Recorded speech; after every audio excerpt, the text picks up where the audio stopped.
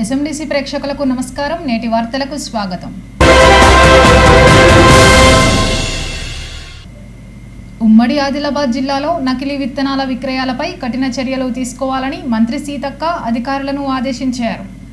మంచిర్యాల జిల్లా నస్పూర్ సమీకృత కలెక్టరేట్ కార్యాలయంలోని సమావేశ మందిరంలో ఏర్పాటు చేసిన ఉమ్మడి ఆదిలాబాద్ జిల్లా స్థాయి సమీక్ష సమావేశంలో ఆమె పాల్గొని వరిధాన్యం కొనుగోలు, ఇందిరమ్మ ఇండ్లు, భూభారతి, వానాకాలం పంట సన్నద్ధంపై అధికారులతో చర్చించారు. ఈ కార్యక్రమంలో ఎమ్మెల్యేలు ప్రేమ్సాగర్ రావు, వినోద్, రామారావు పటేల్, ఎమ్మెల్సీలు దండ విఠల్, మల్క కొమరయ్య, గిరిజన సంక్షేమ శాఖ రాష్ట్ర చైర్మన్ తిరుపతితో పాటు 4 జిల్లాలకు చెందిన కలెక్టర్లు పాల్గొన్నారు. అనంతరం మంత్రి సీతక్క మాట్లాడుతూ భూభారతితో రైతుల కష్టాలను తీర్చిన ఘనత కాంగ్రెస్ ప్రభుత్వానిదేనని అన్నారు. గత ప్రభుత్వం కాస్తూ కాలం తీసివేసి రైతులను కూలీలను చేసిందని విమర్శించారు. ట్రైబల్ ఏరియాలో ఊట్నూరు ఐటీడీఏకు 5,000 ఇందిరమ్మ ఇండ్లు కేటాయించామని తెలిపారు. ఉమ్మడి జిల్లాలో ఫర్టిలైజర్, కల్తీ విత్తనాల అమ్మకాలు జరిపితే వారిపై కఠిన చర్యలు తీసుకుంటామని వ్యాపారులను హెచ్చరించారు. దీనికోసం జిల్లాలో టాస్క్ ఫోర్స్ టీంలను ఏర్పాటు చేస్తున్నట్లు ఆమె తెలిపారు. కాంగ్రెస్ ప్రభుత్వం ప్రవేశపెట్టిన సంక్షేమ పథకాలలో లబ్ధిదారుల ఎంపిక, పథకాల అమలులో అలసత్వం వహిస్తే చర్యలు తప్పవని అధికారులను హెచ్చరించారు. అనంతరం అంగన్వాడీ సెంటర్ల ద్వారా పిల్లలకు పౌష్టికాహారాన్ని అందించే మిల్లెట్, పీనట్ చిక్కీలను అంగన్వాడీలకు పంపిణీ చేశారు. ఈ కార్యక్రమంలో ఉమ్మడి ఆదిలాబాద్ జిల్లాలకు చెందిన అధికారులు, సిబ్బంది తదితరులు పాల్గొన్నారు.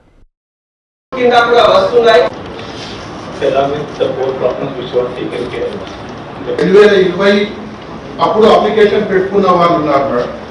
ఈ పైలట్ ప్రాజెక్ట్ లో భీమాన మండలంలో 12 విలేజెస్ ఉన్నాయి మేడం. మేడం గారికి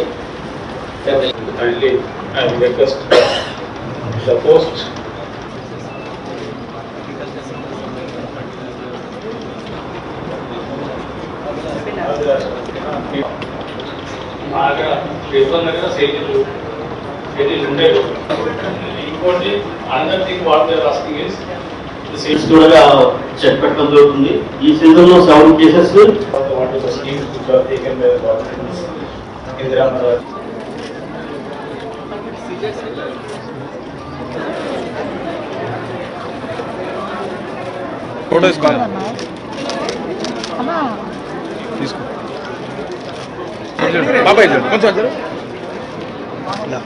సార్ మేడం ఇప్పటివరకు మనం ఒక 4 సబ్జెక్ట్స్ చర్చించుకోవడం జరిగింది. దాంట్లో ముఖ్యంగా భూభారతి సంబంధించినటువంటి కొన్ని సమస్యలు వచ్చినాయి. భూభారతికి సంబంధించిన కొన్ని సమస్యలు వచ్చినాయి. అదేవిధంగా ప్రధానంగా ఇండ్లకు సంబంధించి కొన్ని బాత్రూమ్లు ఇంట్లో కట్టాలా, బయట కట్టుకోవాలా, తర్వాత శాండ్ ప్రాబ్లమ్స్ ఉండడం, తర్వాత బ్రిక్స్ ఎట్లాంటిది, ఇట్లా కొన్ని సబ్జెక్ట్స్ కూడా అంటే సమస్యలు కూడా మా దృష్టికి తీసుకొచ్చారు. తర్వాత అగ్రికల్చర్ సంబంధించి కూడా మనం ఎట్లా ప్రిపేర్ కావాలో అది కూడా చెప్పడం జరిగింది. వీటన్నింటిని కూడా తొందరలోనే మళ్ళీ మాకు సీఎం దగ్గర మీటింగ్ ఉంటుంది కాబట్టి వారి దృష్టికి తీసుకెళ్లి ఆయా శాఖలలో మరి ఎలాంటి మార్పులు చేర్పులు చేయాలో వాటిని కూడా మరి తొందరలోనే మీకు ఆన్సర్ ఇస్తామని తెలియజేస్తూ మనం ఇప్పుడు ఫస్ట్ ఫేస్ చేసేది మరి ఫార్మర్స్ ఎక్కువ సీడ్స్ సంబంధించి అత్యధికంగా ఈ సీడ్ కంపెనీలతో మీటింగ్స్ ఏర్పాటు చేసుకుని 6 collectors and agriculture officers with MLAs కూడా ఇన్వాల్వ్ చేసుకొని మీ వాళ్ళకి ఇన్ఫార్మ్ చేసి మీటింగ్ పెట్టి కల్తీ విత్తనాలు వస్తే చాలా చాలా తీవ్రమైనటువంటి పనిష్మెంట్ ఉంటుంది అనేది ఖచ్చితంగా మీరు వార్నింగ్ ఇవ్వాలి.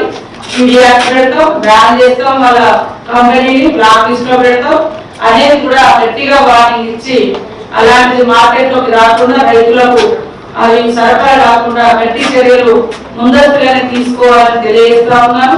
అదే కాకుండా మనకు రైతులకు కావాల్సినటువంటి సీడ్స్ మరి ఆ సమాచారం కూడా తీసుకొని అవన్నీ కూడా ఫర్టిలైజర్స్ కానీ సీడ్స్ కానీ ఇవన్నీ కూడా అందుబాటులో పెట్టుకోవాలని మరి ప్రాథమికంగా మీకు తెలియజేస్తా ఉన్నాం. దానితో పాటు ఈసారి వర్షాలు కూడా ముందస్తుగా వచ్చినాయి.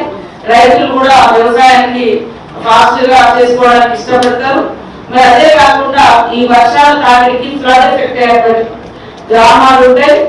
వాటిని కూడా మండలాలలో అత్యధికంగా కలెక్టర్ ఆధ్వర్యంలో మీటింగ్ పెట్టుకొని ప్రతి మండలంలో ఫ్లడ్ మేనేజ్మెంట్ కమిటీ ఏర్పడి ఎంపీడీఓ, ఎస్ఐ, ఎంఆర్ఓ, ఐబీ వాళ్ళు అట్లా ఒక 5 తోటి కమిటీ వేసుకొని లాస్ట్ టైం కానీ లాస్ట్ 10 years లో కానీ మనకి ఎక్కడెక్కడ ఎఫెక్ట్ అయింది, అక్కడ ఏం చేయాలని అవసరమైతే జేసీబీలు పెట్టి ఆ కాలువలు తోపించడం లేదా లీకేజ్లు ఉంటే వాటిని సెట్ చేసుకోవడం, సెక్టర్స్ ఉన్న కాడ, తర్వాత బాగా ఊరు మీదకి వస్తుందంటే డైరెక్షన్ చేసుకోవడం, ఇవన్నీ కూడా మరి ఫ్లడ్ మేనేజ్మెంట్ కమిటీల ద్వారా చేసుకోవాల్సిన అవసరం ఉంది.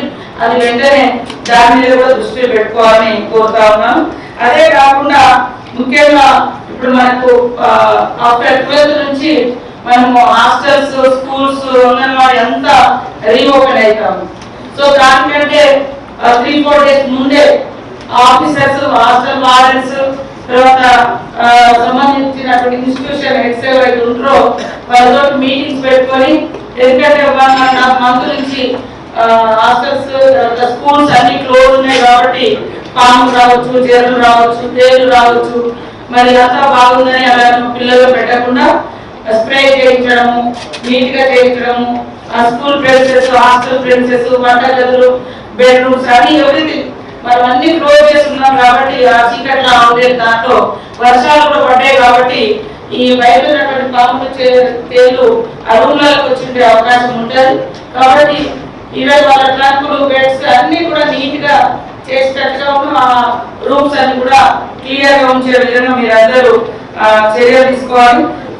ఇవి అది ఇప్పుడు మన వర్షాకాలంలో ఈ మాన్సూన్ సీజన్ లో ఆంధ్రప్రదేశ్ హెల్త్, తర్వాత ఎడ్యుకేషన్, ఇవన్నీ కూడా మళ్ళీ అగ్రికల్చర్, తర్వాత ఇప్పుడు హౌసింగ్ కూడా ఉంది కాబట్టి ఇవన్నీ కూడా అలర్ట్ చేసుకొని ఎప్పటికప్పుడు మీరు మీటింగ్స్ మంత్లీ వన్స్ ఒకసారి కనీసం డైరెక్ట్ గా పెట్టుకోవడం, అదర్వైజ్ వీడియో కాన్ఫరెన్స్ అయినా పెట్టుకొని ఇవన్నీ మానిటరింగ్ చేయడం అనేది చాలా అవసరం.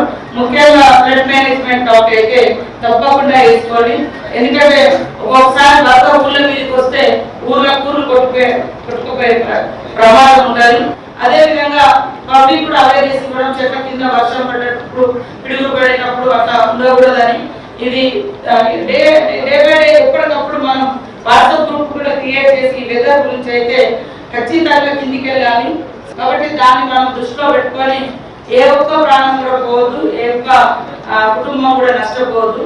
కాబట్టి అందరూ కూడా ఫ్లడ్ లో కానీ అగ్రికల్చర్ విషయంలో కానీ ఇందరూ కూడా స్పీడప్ చేయాలి. ఆఫ్టర్ 10 years మనం ఇప్పుడు చాలా 3,500 ప్లస్ ఆదిలాబాద్ జిల్లా 12,000 అదనంగా మరి ట్రైబల్ ఏరియా ఐటీడీఏ ఇవ్వడం జరిగింది. ఐటీడీఏ పిఓ గారు కూడా వెంటనే ఆ లిస్ట్ అంతా లిస్ట్ అవుట్ చేసి వెంటనే ఇచ్చి తొందరగా గ్రౌండింగ్ అయ్యేటట్టుగా చొరవ తీసుకోవాలి. ఒక ప్రత్యేకమైనటువంటి సెల్ ఏర్పాటు చేసుకోండి, అధికారులను అలాట్ చేయండి. దానికి మన తరఫున కూడా ఖచ్చితంగా వాళ్ళు కూడా ఫిజికల్ గా వెరిఫికేషన్ చేసి ఎప్పటికప్పుడు ఇచ్చేటట్టుగా పిలిచి ఇవ్వడం కానీ, ఏదైనా అవగాహన లేకుంటే వాళ్ళకు అవేర్నెస్ ఇవ్వడం కానీ, గైడ్ చేయడం కానీ, ఇవన్నీ కూడా చేసుకుంటూ ముందుకు పోతే మరి ఎక్కువ స్కీమ్స్ మన పబ్లిక్ చేరవేసిన వాళ్ళు. సో ఇంకా మన దగ్గర అప్లికేషన్స్ ఎక్కువ వచ్చినాయి కానీ మనం గ్రౌండింగ్ చేయలేదు అనుకో, ఇచ్చినే కట్టుకోలేకపోయేది ఇంకేం ఎందుకు అనేది వస్తారు. కాబట్టి మన వెనుకబడ్డ ఆదిలాబాద్ జిల్లాకు ఎక్కువ ఇళ్ళు రావాలని నేను కూడా మనస్ఫూర్తిగా కోరుకుంటా ఉన్నా. అందుకని ఇక్కడ సిచ్యువేషన్ చూసిన తర్వాత మా దగ్గర కానీ, మీ దగ్గర ములుగు కానీ, ఇక్కడ కానీ భద్రాద్రి కొత్తగూడెం కానీ, అచ్చంపేట అరువులు కానీ చూసిన తర్వాత అసలే ఇల్లు లేనటువంటి పరిస్థితి, చిన్న పూలి గుడిసెలు లేదా చిన్న పెంకటిల్లు కుంగిపోయి వంగి నడిచేటువంటి పరిస్థితి కూడా కూలిపోయేది, అసలు చాలా కూలిపోయాయి. కాబట్టి ఐటీడీఏ గతంలో ఎప్పుడు చూసినా 29 శాఖలు 2014 వరకు ఉండేది ఉమ్మడి ఆంధ్రప్రదేశ్ లో. తర్వాత మరి గత ప్రభుత్వం అన్ని తీసేసి స్పెషల్ ఫోకస్ అనేది లేకుండా పోయింది. ఇప్పుడు వెనుకబడిన ప్రాంతాలు, వెనుకబడిన ప్రజల మీద, కులాల మీద, వర్గాల మీద స్పెషల్ ఫోకస్ ఉంటే స్పెషల్ ఫండ్స్ అలొకేషన్ అవుతుంది. మిగతా సొసైటీతో ఈక్వల్ గా రావాలంటే వాళ్ళకి అదనపు కేటాయింపులు, అదనపు యాక్టివిటీస్ ఉండడం మూలంగా మిగతా సొసైటీతో ఈక్వాలిటీకి వస్తాం. అట్లా కాకుండా ఇదే శాఖ అక్కడ చూడాలి, ఇదే శాఖ ఇక్కడ చూడాలంటే అది కాదు. కాబట్టి 29 శాఖలు కూడా మళ్ళీ రీఇన్స్టిట్యూట్ చేసుకుంటేనే కొంత మైనర్ ఎడ్యుకేషన్ పెరుగుతుంది. అదేవిధంగా ఎన్ఆర్జీ సపరేట్ ఉండేది, మరి ఏజెన్సీలో కొంత మహిళా సంఘాలకు ప్రత్యేకమైనటువంటి అవకాశాలు ఉండేది, ఇట్లా హార్టికల్చర్ ఉండేది. ఇవన్నీ కూడా కనుమరుగైనాయి. కాబట్టి ఇప్పుడైతే అదేవిధంగా అంగన్వాడీ సెక్టర్ల మీద కూడా దృష్టి పెట్టాలి. పిల్లలకు పౌష్టికాహారం తక్కువ ఉంది, మనం రకరకాల స్కీమ్స్ తీసుకొస్తాము. ఇప్పుడు ఆస్పిరేషనల్ డిస్ట్రిక్ట్ గా ఆదిలాబాద్ సెలెక్ట్ అయింది. దాంట్లో భాగంగానే 14 సంవత్సరాల నుంచి 18 సంవత్సరాల వయసు ఉన్నటువంటి బాలికలు మరి టీనేజర్స్ అంటే కౌమార దశలో ఉంటారు. సో వాళ్ళు కొత్త వాళ్ళ హార్మోనియం అంటే బాడీలో కొత్త చేంజెస్ వస్తూ ఉంటాయి. సో బాడీ కూడా వీక్ అయ్యేటువంటి పరిస్థితులు ఉంటాయి. కాబట్టి వాళ్ళ కోసం ఈ జిల్లాకు 5 లక్షల చిక్కీలు ఇస్తాము. ఒక్కొక్క ప్యాకెట్ లో పెద్ద ప్యాకెట్ ఇస్తాం, మంత్లీ 2 ఇస్తాం. దాంట్లో ఒక్కదాంట్లో 15 చిక్కీలు ఉంటాయి.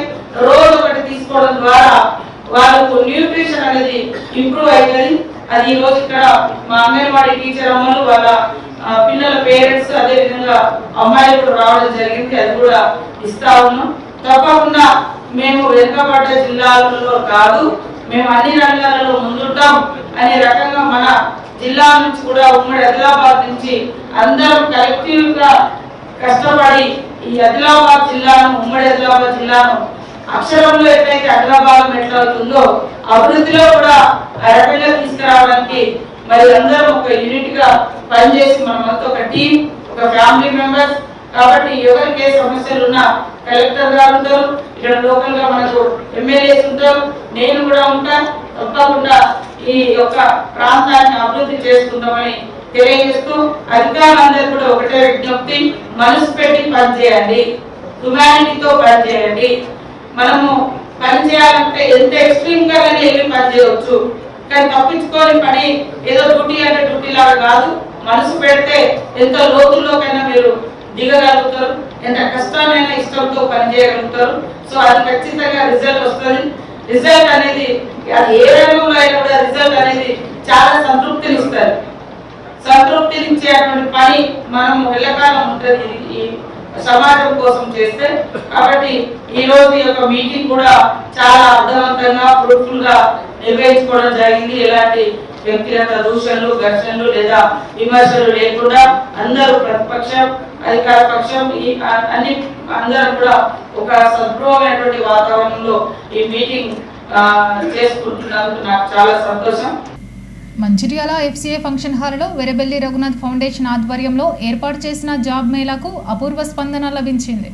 మంచిర్యాల, కొమరం భీం, ఆసిఫాబాద్ జిల్లాలకు చెందిన నిరుద్యోగ యువతీ యువకులు ఇంటర్వ్యూకు హాజరయ్యారు. ఈ సందర్భంగా ఫౌండేషన్ చైర్మన్ రఘునాథరావు మీడియాతో మాట్లాడుతూ నిరుద్యోగులకు ఉద్యోగ అవకాశాలు కల్పించడానికి జాబ్ మేళా ఏర్పాటు చేసినట్లు తెలిపారు. ఓవైపు నిరుద్యోగులకు ఉద్యోగాల కోసం శిక్షణ ఇప్పిస్తూనే మరోవైపు ప్రైవేటు కంపెనీలలో ఉద్యోగాలు ఇప్పించడానికి కృషి చేస్తున్నట్లు చెప్పారు.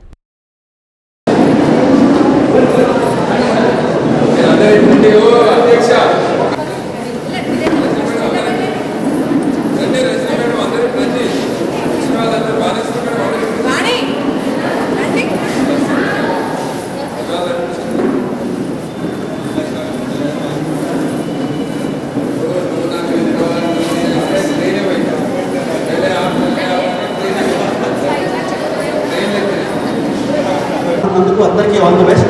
Thank you very much. గురించి శ్రీనివాస్ గారు చెప్పారు. చాలా పెద్ద ఫార్మా కంపెనీ. ఈరోజు ఇక్కడికి వచ్చినప్పుడు మీరందరూ కూడా మీ బెస్ట్ పర్ఫార్మెన్స్ ఇస్తారని అనుకుంటున్నాను. ఇస్తారా మీరందరూ? ప్రిపేర్ అయ్యి వచ్చేది కదా, అయినా కూడా తీసుకెళ్తాం. సో మీరందరూ మీ బెస్ట్ పర్ఫార్మెన్స్ ఇచ్చి మీరందరూ కూడా దీంట్లో సెలెక్ట్ అవుతారని అనుకుంటున్నాను. ఇద్దరు మొదటి ప్రిపేర్ అయ్యారు.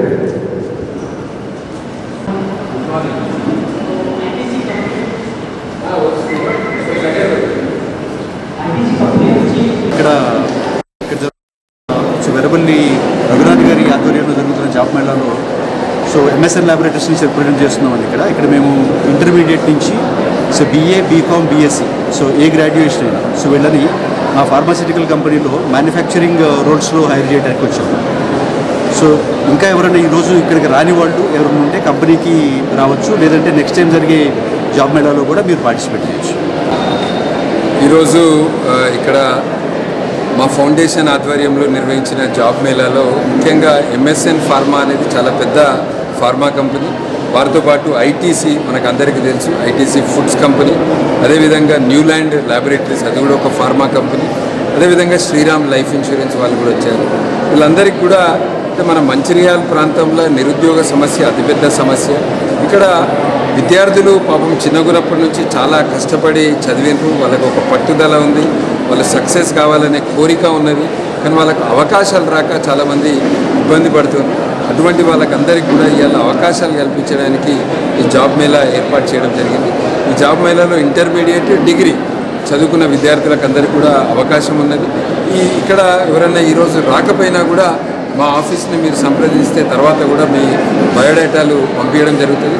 ముఖ్య ఉద్దేశం ఏంటంటే మన మంచిర్యాల ప్రాంతంలో చదువుకున్న విద్యార్థులకు ఇంటర్మీడియట్, డిగ్రీ వాళ్ళకందరికీ కూడా ఉద్యోగాలు కల్పించడానికి ప్రభుత్వ ఉద్యోగాలకు కావాల్సిన కోచింగ్లు ఇస్తున్నాము.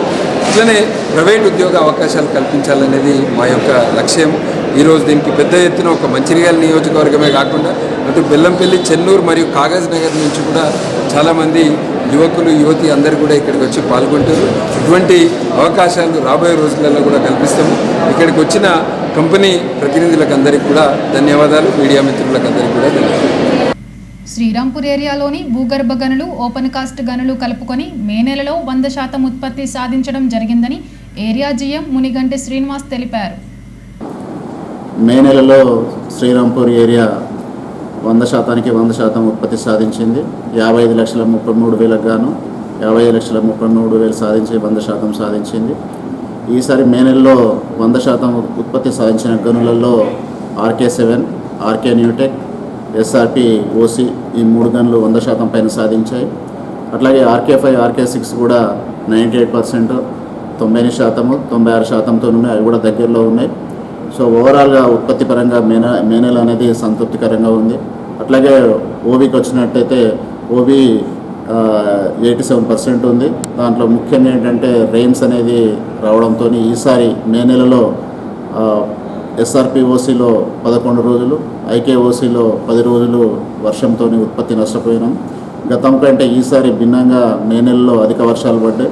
SRP OCలో 260 మిల్లీమీటర్లు, IK OCలో 160 మిల్లీమీటర్ల వర్షపాతం నమోదైంది. దాంతో ఓపెన్ కాస్ట్లో ఓబీ అనేది ఉత్పత్తి నష్టపోయాము. ఇక రెండో విషయము, ఈసారి జూన్ 1 నుంచి మనము ప్లాంటేషన్ ప్రోగ్రామ్ అనేది టేకప్ చేస్తున్నాము. గౌరవ చైర్మన్ అండ్ మేనేజింగ్ డైరెక్టర్ గారు మన ఏరియాకి విజిట్కి వచ్చినప్పుడు వారి ద్వారా ప్లాంటేషన్ అనేది చేయించడం అనేది ఏర్పాట్లు జరుగుతున్నాయి. అట్లాగే అంటే ఈసారి 50 హెక్టర్లు అనేది ప్లాంటేషన్ ఏరియా కింద ఐడెంటిఫై చేశాము. అందులో ఓబీ డంపుల మీద, అట్లాగే బ్లాక్ ప్లాంటేషన్, తర్వాత అవెన్యూ ప్లాంటేషన్ కింద ఇట్లా 3 రకాలుగా మనం ప్లాంటేషన్ డివైడ్ చేసి ఈసారి జూన్ నెలలో ఆ ప్లాంటేషన్ ప్రోగ్రాము సక్సెస్ఫుల్గా చేయబోతూ ఉన్నాం. మూడో విషయము, జూన్ 2వ తారీఖు తెలంగాణ ఆవిర్భావ దినోత్సవం. ఈ ఆవిర్భావ దినోత్సవం సందర్భంగా మరి ఉత్తమ కార్మికుల్ని, ఉత్తమ అధికారిని ఎంపిక చేయడం జరిగింది. వాళ్ళకు ఆ రోజు అధికారికి కొత్తగూడెంలో సన్మానము, తర్వాత ఉద్యోగి ఇక్కడ ఏరియా లెవెల్లో ప్రోగ్రాం సన్మానం చేయబడుతుంది. ఉదయం పూట మరి టీ రన్ ఉంటుంది, టీ ర్యాలీ ఉంటుంది. దాంట్లో అందరూ పాల్గొనాలని కోరుకుంటున్నాం. అట్లాగే సాయంత్రం మన ప్రగతి స్టేడియంలో సాంస్కృతిక కార్యక్రమాలు ఉంటాయి, స్టాల్స్ ఏర్పాటు చేయడం జరుగుతుంది. ఈ సందర్భంగా శ్రీరాంపూర్లో పనిచేసే అన్ని గనుల ఉద్యోగులు, వారి కుటుంబ సభ్యుల్ని, అట్లాగే ఇతర ప్రజల్ని కూడా ఆ ఆవిర్భావ దినోత్సవ ప్రోగ్రాంలో పాల్గొని దాన్ని విజయవంతం చేయాలని కోరుకుంటున్నాను. అట్లాగే ఈసారి గౌరవ చైర్మన్ గారు ఆదేశించినట్టు శ్రీరాంపూర్ ఏరియాలో 5 వాటర్ ట్యాంకులు, 2 వాటి రిజర్వేషన్ ఆఫ్ ఓల్డ్ వాటర్ ట్యాంక్స్ని చేపట్టడం జరిగింది. ఇప్పటికీ 5 వాటర్ ట్యాంకులు, కొత్త వాటర్ ట్యాంకులలో 3 వాటర్ ట్యాంకులు కంప్లీట్ అయినాయి. ఇంకా 2 వాటర్ ట్యాంకులు మనం ఒక 2-3 రోజుల్లో కంప్లీట్ అవుతాయి. అట్లాగే పూడికతీత చెరువులలో పూడికతీత అనేది ఈ జూన్ నెలకు అయిపోయే అవకాశం ఉంది. ప్రభుత్వం యొక్క ఇరిగేషన్ డిపార్ట్మెంట్ యొక్క సహకారంతో ఈ పూడికతీత పనులు మాత్రం చేయబడుతున్నాయి. మిగతా కొత్త వాటర్ ట్యాంకుల నిర్మాణం అనేది సింగరేణి సొంతంగా చేస్తూ ఉంది. సో ఈసారి మరి సింగరేణి నుంచి ఈ ప్లాంటేషన్ ప్రోగ్రామ్ అనేది చాలా పెద్ద ఎత్తున మేము టేకప్ చేసి పర్యావరణానికి సింగరేణి తన వంతు కృషి చేస్తూ ఉంది. Thank you. తెలంగాణ ఆర్టీసీ విశ్రాంత ఉద్యోగుల సమస్యల పరిష్కారానికి ప్రభుత్వంపై ఒత్తిడి తెస్తున్నట్లు రిటైర్డ్ ఆర్టీసీ కార్మిక సంఘం రాష్ట్ర అధ్యక్షుడు రాజయ్య తెలిపారు. శనివారం న్యూ డెమోక్రసీ కార్యాలయంలో విశ్రాంత కార్మికులు సమావేశం కాగా రాష్ట్ర అధ్యక్షుడు రాజయ్య ముఖ్య అతిథిగా విచ్చేశారు. ఈ సందర్భంగా ఆయన మాట్లాడుతూ విశ్రాంత కార్మికుల సమస్యలను పరిష్కారం కోసం ఇటీవల మంత్రులను కలిసినట్లు చెప్పారు.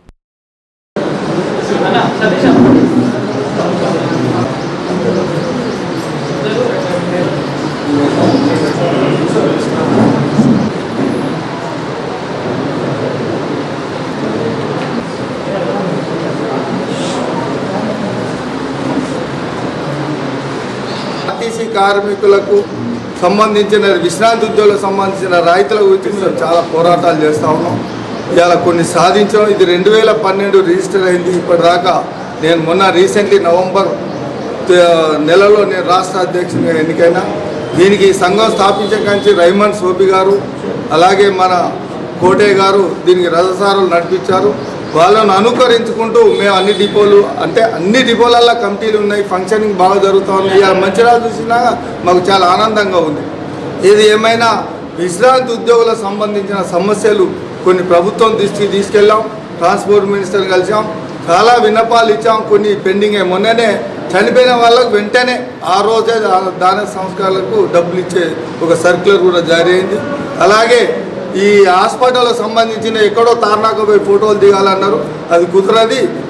ఎక్కడైతే డిస్పెన్సర్లు ఉన్నాయో అక్కడ ఆదిలాబాద్ అలా మంచిర్యాల ఉంటే మంచిర్యాల ఎక్విప్మెంట్ లేవు కాబట్టి ఆదిలాబాద్లో, అలాగే కరీంనగర్ అన్ని జిల్లాల హెడ్ క్వార్టర్లలో అది ప్రొవైడ్ చేయడం జరిగింది.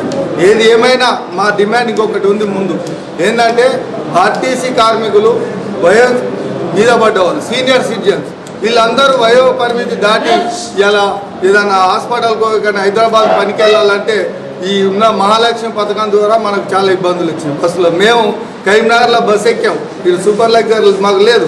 మేము వచ్చారు దాదాపు 3-4 గంటలు పెట్టింది ఇక్కడికి వచ్చారు. కాబట్టి సూపర్ లగ్జరీలో ఇవ్వాలని మేము గతంలో చాలాసార్లు రిప్రజెంట్ చేసినాం. దాన్ని సాధించాలని చెప్పి నిన్న కూడా నేను ఏడీఓ గారిని కలవడం జరిగింది. కాబట్టి ఇవాళ మా రిక్వెస్ట్ ఎంత సూపర్ లగ్జరీలో ఇవ్వాల్సిన అవసరం ఉంది. దాని గురించి మేము ఏ కార్యక్రమాలైనా తీసుకొని ముందుకెళ్ళడానికి మేము సిద్ధంగా ఉన్నాం. అలాగే తెల్ల రేషన్ కార్డు, ఆసరా పెన్షన్స్, ఇవన్నీ ఆర్టీసీ వాళ్ళకు పెన్షన్ లేదు అంటే ఇక్కడ ఒక సూపరింటెండెంట్ అట మాకు పెన్షన్ లేదనే సర్టిఫికేట్ కూడా ఇబ్బంది పడే పరిస్థితులు ఉన్నాయి. కాబట్టి ఇది రాష్ట్ర వ్యాప్తంగా దాదాపు మంది అందరికి ఇవ్వాలని చెప్పి మేము కోమటిరెడ్డి వెంకటరెడ్డి కూడా గడవడం జరిగింది. వీళ్ళందరినీ చూస్తుంటే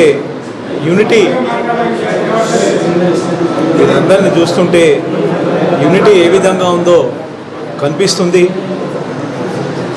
ఆర్టీసీ విశ్రాంత ఉద్యోగులైనా కానీ వయోభారం లెక్క చేయకుండా ఇన్ని సంవత్సరాల నుండి మేము కొన్ని మా కోరికలను సాధించుకోగలిగాం. దీనికి కారణమంతా మా విశ్రాంత ఉద్యోగుల యూనిటీ మాత్రమే అని చెప్పుకోవచ్చు, గర్వంగా చెప్పుకుంటున్నాం. వీళ్ళందరి యూనిటీ వల్లనే మనం ఏమైనా సాధించుకున్నాం, ఇంకా కూడా సాధించుకోగలం. ముఖ్యంగా నేను రాష్ట్ర గవర్నమెంట్కి అప్పీల్ చేసేది ఏంటంటే, మాకు స్టేట్ గవర్నమెంట్ లాగా పెన్షన్ లేదు. ఈపీఎస్ పెన్షన్ మా కాంట్రిబ్యూషన్తో ఈపీఎస్ పెన్షన్ సెంట్రల్ గవర్నమెంట్ ఇస్తున్నదే కానీ స్టేట్ గవర్నమెంట్ ఎలాంటిది ఇవ్వట్లేదు. మేము ఆసరా పెన్షన్కి అప్పీల్ చేస్తే మీకు పెన్షన్ ఉందనే ఉద్దేశంతోనే దాన్ని రిజెక్ట్ చేస్తున్నారు. అయ్యా ముఖ్యమంత్రి గారు, ఇది పెన్షన్ కాదు, మా కాంట్రిబ్యూషన్తో వచ్చే ఈపీఎస్ పెన్షన్ మాత్రమే, అంతేగాని మీరు ఏదో పెన్షన్ అని చెప్పి మమ్మల్ని రిజెక్ట్ చేయకుండా ఈ వయసులో మమ్మల్ని కష్టపెట్టకుండా మా అందరికీ ఆసరా పెన్షన్లు అలాగే ఆహార భద్రతా కార్డ్స్ ఇవ్వాలని మిమ్మల్ని పత్రికాముఖంగా నేను విన్నవించుకుంటున్నాను. మీరు ఎన్నో ఉచిత పథకాలు, చాలా వరకు ఉచిత పథకాలు ఇస్తున్నారు. అందులో మేమందరం సీనియర్ సిటిజన్స్మి. ఈ ఉచిత పథకాలు కూడా మాకు అన్వయించే విధంగా మీరు ఆర్డర్స్ ఇవ్వాలని చెప్పి మిమ్మల్ని వేడుకుంటున్నాము. అలాగే మీ మీద నమ్మకంతో కూడా మేము చేస్తారనే ఆశతో కూడా ఉన్నాము. కాబట్టి చేయాలని మిమ్మల్ని మరొకసారి సభాముఖంగా కోరుచు.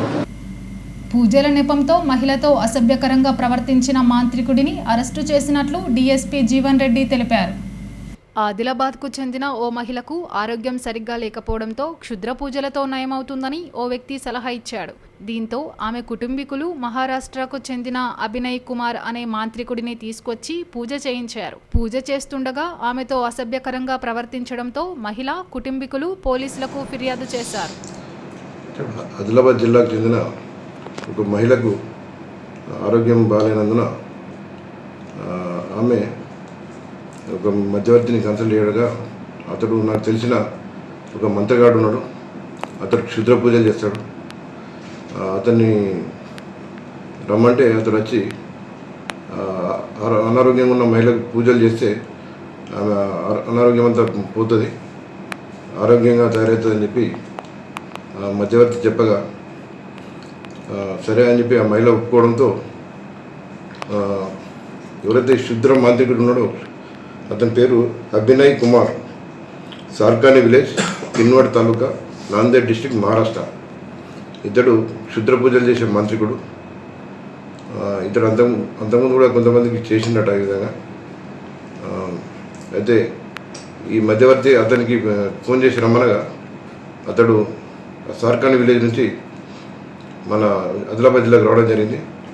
ఆదిలాబాద్ జిల్లాకు వచ్చి అనారోగ్యంగా ఉన్న మహిళకు పూజ చేస్తా అని చెప్పి నమ్మించి, అయితే ఈ పూజ చేసే టైంలో ఎవరు ఉండద్దు, మహిళ ఒంటరిగా ఉండాలి, అందరు కుటుంబ సభ్యులు బయట వేరే రూమ్లో ఉండమని చెప్పి చెప్పడం జరిగింది.